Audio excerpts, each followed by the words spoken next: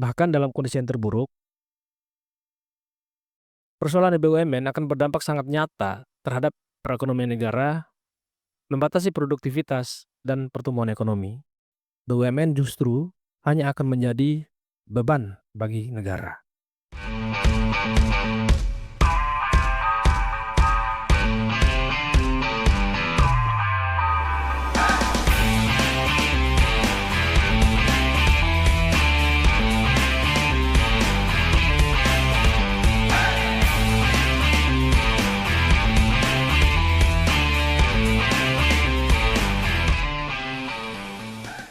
Selamat datang kembali dalam channel YouTube Prolog, Progresif Logis, Pantik Ide, Maju dengan Logika. Jangan lupa untuk like dan subscribe channel ini karena kita akan membicarakan banyak hal, dari isu-isu politik, ekonomi, hukum, bahkan juga kita akan berbicara masalah sastra. Kali ini kita akan berbicara sebuah tema yang sedang hangat diperbincangkan oleh seluruh masyarakat Indonesia, yakni terkait dengan pembentukan Danantara. Apa sih itu Danantara? Lalu akan seperti apa ke depan? Inilah yang kemudian akan kita bahas secara lebih lanjut dalam diskusi kali ini. Pembentukan Badan Pengelola Investasi Daya Anak Kata Nusantara atau yang kita kenal dengan Danantara memunculkan banyak pertanyaan. Akan seperti apa pengelolaan BUMN ke depan? Apakah akan terbentuk suatu super holding yang menjadi induk bagi semua BUMN di Indonesia? Lalu bagaimana hubungan kelembagaan antara Danantara dengan Kementerian BUMN? Inilah beberapa pertanyaan publik yang muncul karena memang masih rancu dengan pembentukan Danantara ini. Sementara di sisi lain, Kementerian BUMN tidak juga dilikuidasi. Kedua otoritas pengelola BUMN ini, tentu saja selain Kementerian Keuangan, bersilang jalur dalam menyikapi ide korporatisasi perusahaan negara. Pembentukan superholding sejatinya bukanlah hal baru dalam menata kelembagaan BUMN.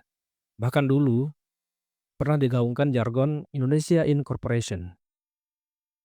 Hal ini menandaskan bahwa BUMN adalah perusahaan negara yang bersifat korporatif, yang kemudian menginduk pada sebuah korporasi raksasa. Namun yang berbeda dengan Danantara sekarang, Indonesia Incorporation meniscayakan likuidasi atau pembubaran Kementerian BUMN. Sehingga logikanya adalah Indonesia Incorporation adalah pengelola satu-satunya BUMN yang sekarang dipegang oleh Kementerian BUMN.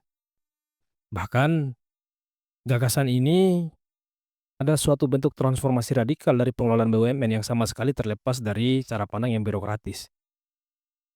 Ide ini bahkan bersifat atau berdimensi privat, bahwa pengelolaan BUMN dan risiko operasionalnya tidak lagi tunduk pada hukum publik, namun murni semata-mata tunduk pada hukum privat.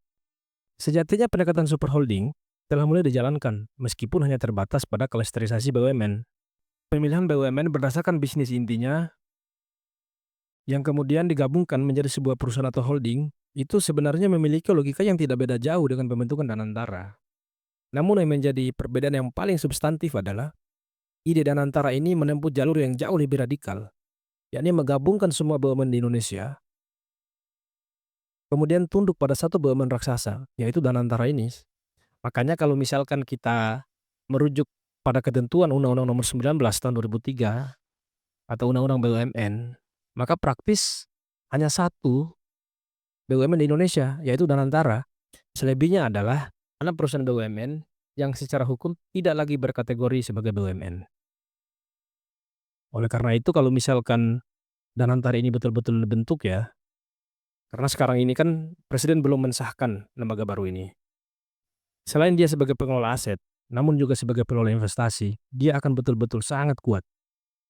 Padahal kan kita tahu, segala sesuatu yang terlampau kuat itu tidak akan baik hasilnya. Dulu kalau kita masih ingat, pada tahun 1975, Pertamina melakukan korupsi besar-besaran, bahkan nyaris membuat negara itu menjadi bangkrut. Bayangkan saja, utang jangka pendek Pertamina pada saat itu sejumlah 10,5 miliar US dollar. Hal ini beda sangat jauh kalau bahkan kita bandingkan dengan kemampuan keuangan negara. Negara kita hanya punya uang 6 miliar US dollar saja, bahkan dibandingkan dengan cadangan devisa yang hanya sejumlah 400 juta US dollar. Bagaimana tidak bangkrut tuh?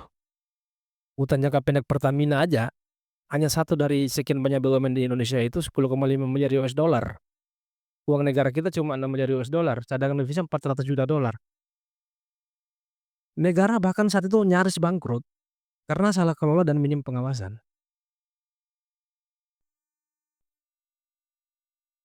Maka apabila kemudian Danantara ini betul-betul dibentuk ya, dan konon katanya kan dia memiliki fungsi untuk melakukan investasi, reinvestasi, dan kerjasama dengan pihak lainnya, sebenarnya memang dia punya risiko yang cukup tinggi untuk menjadi beban bagi keuangan negara. Hal ini memang tidak terlepas dari karakteristik dasar BUMN yang memang bergerak dalam ekonomi arus utama, serta menyediakan barang dan jasa bagi kebutuhan dasar rakyat. Bahkan dalam kondisi yang terburuk, persoalan BUMN akan berdampak sangat nyata terhadap perekonomian negara, membatasi produktivitas dan pertumbuhan ekonomi. BUMN justru hanya akan menjadi beban bagi negara. Ini sebenarnya kesimpulan dari hasil riset yang dilakukan oleh Anja Baum dan kawan-kawan pada tahun 2020, yang kemudian disampaikan dalam International Monetary Fund dalam sebuah paper yang berjudul Managing Fiscal Risk from State-Owned Enterprises. Mengalihkan peran operasional BUMN dari Kementerian Negara menjadi organ khusus seperti Danantara itu memerlukan payung hukum yang sangatlah kuat. Hal ini menjadi prasyarat mendasar agar menjamin pengelolaan BUMN ke depan itu dapat bergerak dengan lincah. Karena memang pada dasarnya BUMN itu berdasarkan peraturan perundang-undangan yang ada sekarang itu berdimensi publik dan risiko operasional itu tunduk pada hukum publik. Hal ini jelas-jelas ditegaskan dalam ketentuan pasal 2 huruf G Undang-Undang Keuangan Negara yang menyatakan bahwa keuangan BUMN adalah keuangan negara. Makanya kenapa kemudian secara praktikal Badan Pemeriksa Keuangan memiliki kewenangan untuk melakukan pemeriksaan terhadap kinerja BUMN. Itu yang kemudian diatur dalam pasal 71 ayat 2 Undang-Undang BUMN. Artinya sebenarnya secara hukum tidak ada satu tafsir lain dari seperti apa sih wujud tanggung jawab daripada BUMN ini. Apakah dia itu tunduk pada hukum privat? Katakanlah misalnya seperti Undang-Undang Perseroan Terbatas. Atau kemudian dia tunduk pada hukum publik. Di situ kan ada banyak. Ada Undang-Undang Keuangan Negara, Undang-Undang APBN, Undang-Undang BUMN, Undang-Undang Perbendaharaan Negara, Undang-Undang BPK, dan seterusnya. Kesimpulan paling mendasar dari bagaimana bentuk pertanggungjawaban BUMN, dia memang tunduk pada hukum publik. Dia berdimensi publik. Ini ditegaskan kembali dalam fatwa Mahkamah Agung maupun dalam putusan Mahkamah Konstitusi.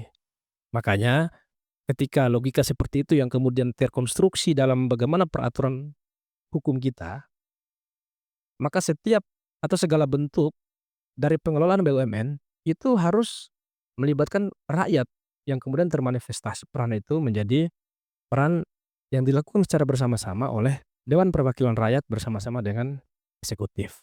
Maka jika pemerintah berkehendak untuk mengalihkan kepenguasaan saham BUMN ke dalam sebuah superholding seperti Danantara, maka secara otomatis status kelembagaan BUMN itu telah bertransformasi atau telah berubah menjadi perusahaan swasta. Karena memang kalau misalkan kita mengacu pada ketentuan pasal 1 angka 1 Undang-Undang BUMN, yang disebut sebagai BUMN itu adalah negara menyertakan modalnya secara langsung. Maka ketika semua BUMN itu telah menginduk ke dalam Danantara, secara otomatis ketika negara menyertakan modalnya, dia hanya menyertakan modalnya kepada Danantara saja.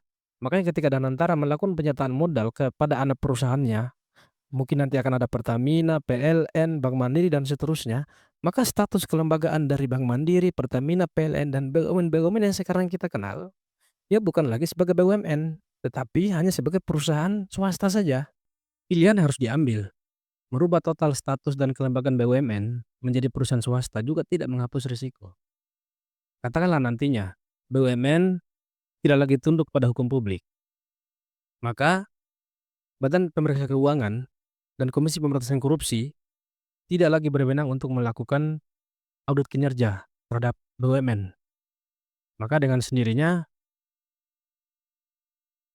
peran itu dilakukan oleh komisaris perusahaan dan akuntan publik.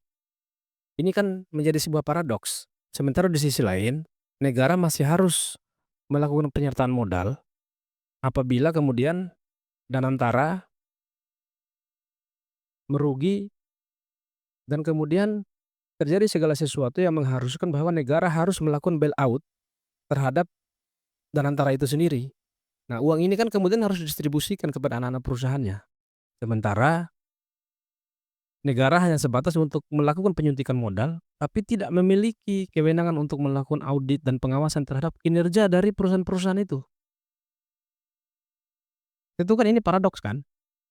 Jika kebijakan swastanisasi aset ini dipandang sebagai upaya untuk melakukan penyitaan korporasi, maka tentu kita harus bersiap-siap diri untuk kecewa. Pada akhirnya hal-hal seperti ini kan hanya berujung pada kuasa klaim. Dan klaim ini memang akan merujuk pada sebuah kegagalan sistemik kita, bagaimana memandang relasi antara negara dengan perusahaan-perusahaan yang sebenarnya memiliki fungsi untuk memenuhi kebutuhan dasar rakyat. Ketika kemudian BUMN yang sekarang itu kita kenal telah bertransformasi menjadi perusahaan swasta, dan kemudian negara hanya memiliki relasi langsung dengan Danantara selaku superholding dari semua anak perusahaan yang dimilikinya, maka tentu ini akan menjadi satu pertanyaan besar berikutnya. Apakah profesionalisme sebagai sebuah klaim untuk melakukan penyehatan terhadap korporasi negara yang sekarang kita miliki, itu tidak akan menjadi mitos belaka?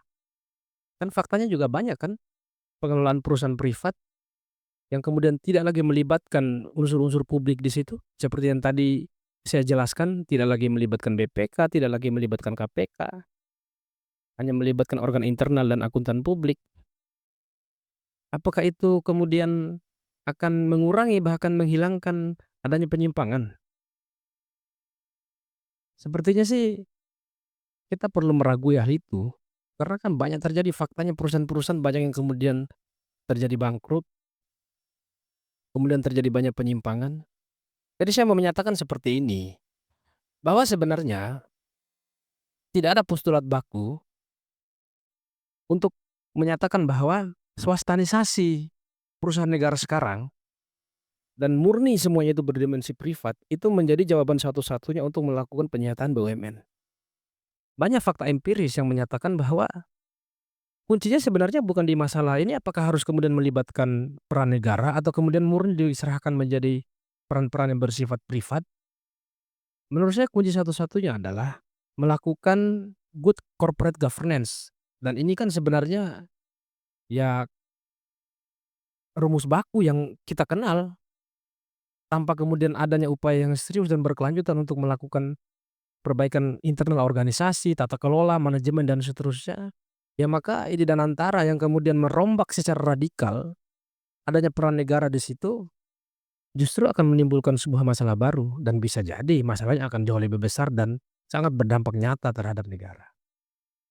Demikian ulasan atau pemantik dari sebuah ide besar yang sekarang sedang dicanangkan oleh pemerintah dan sampai sekarang juga masih menjadi dialektika bagi publik. Buktinya pemerintah juga belum melakukan peresmian terhadap Danantara ini dan memang itu masih menyimpan banyak kontroversi serta pertanyaan-pertanyaan besar yang kemudian justru menjadi beban bagi negara ke depannya.